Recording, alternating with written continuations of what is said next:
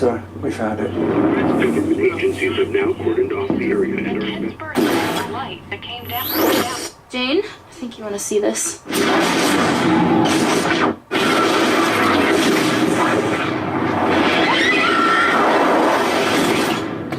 You alright? You dare threaten me, Thor, with so puny a weapon? What? He was freaking me out. Where did he come from? Name? He said it was Thor?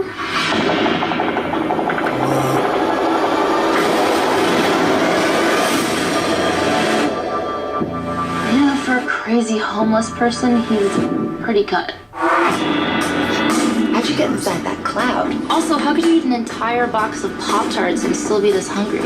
This drink, I like it. Another! This is going on Facebook. Smile. Your ancestors called it magic, and you call it science. Well, I come from a place where they're one and the same. But who are you, really? You'll see soon enough. God, I hope you're not crazy. Do you swear to guard the lives of the innocent and preserve the peace? I swear. I will destroy their kind. You can't kill an entire race and die with them. These people are innocent. I have no plans to die today.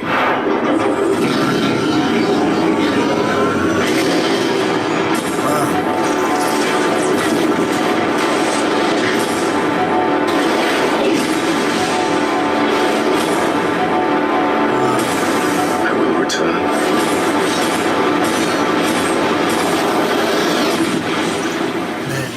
You do not know what your actions would unleash.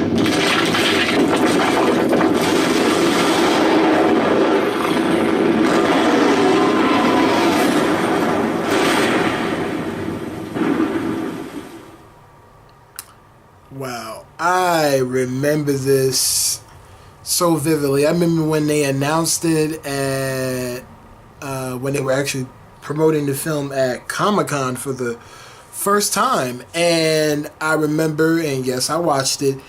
There was a full 5-minute trailer that they actually showed at Comic-Con, and I remember it actually leaked, and I was like, okay. And I remember, I don't know if it's still online now, but I remember when it leaked,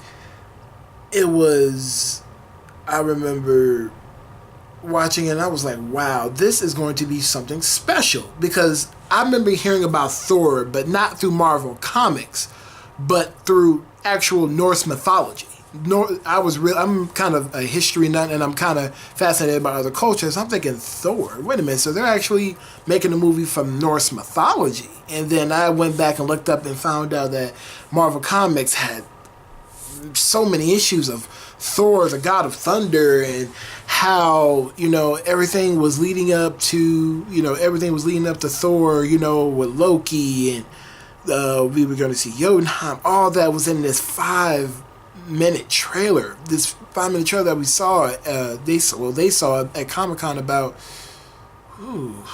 7 years ago now. And I remember I was thinking, okay, this is something really new that no one has never seen before. And Marvel was, that's what they were doing, post-credit scenes. Because I remember sitting through Iron Man 2 back when I saw it at, I think when I got it on DVD for the first time. And I remember seeing it, and they would say, in front of mine would say, look at the end credit scene. Again, I was not expecting anything at the end credits. I mean, as soon as the movie and the credits, when the movie's over and the credits started rolling, I'm like, okay, I'm done. But he said, watch it all the way to the end. I'm like, fine. I fast forwarded to the end of the credits, and then next thing you know, you see a hammer for Coulson going to Santa, where I think it was somewhere in New Mexico, and next thing you know, he said, I found it. And next thing you know, you're seeing a hammer. I'm like, I'm glad I went back and backtracked, because I'm thinking, these movies have connective tissue. And I'm like, they're trying to build something here. And I remember watching Thor for the first time, I'm thinking, okay, this can grow to be something, a really special franchise. I mean, Kenneth Branagh, he really did a great job with this film, for just this being the first of we didn't even know at that time it was going to be a trilogy, but the casting with Chris Hemsworth, just awesome. I mean, I love the whole Shakespearean feel of it with Tom Hiddleston. Didn't know who he was until till you saw the movie. And to me, he, like, now that I think back on it, Loki is probably one of the best bad guys we have ever gotten in the MCU thus far. Remember, I'm not saying Black Panther, but I mean, I love Loki. Loki had this brother, like, he wanted something that he thought that was promised to him, the throne, because he got tired of living in Thor's shadow. And we all have sometimes family members where, like, they're older and things like that, and we feel like sometimes we're inferior to them or whatever. Everybody has those feelings, but just to see Thor's relationship with Loki and how he was just an arrogant hothead to actually wanted to do something with his life. And I love this film. I mean, Natalie Portman, even though this was her first movie in the MCU, along with Kat Dennings, who really kind of brought that comedic feel to it and things like that. And I'm glad they had her in here for just for the start, to get Thor started off. But overall, great film, great start to this character and where they were actually taking him later down in Phase 1.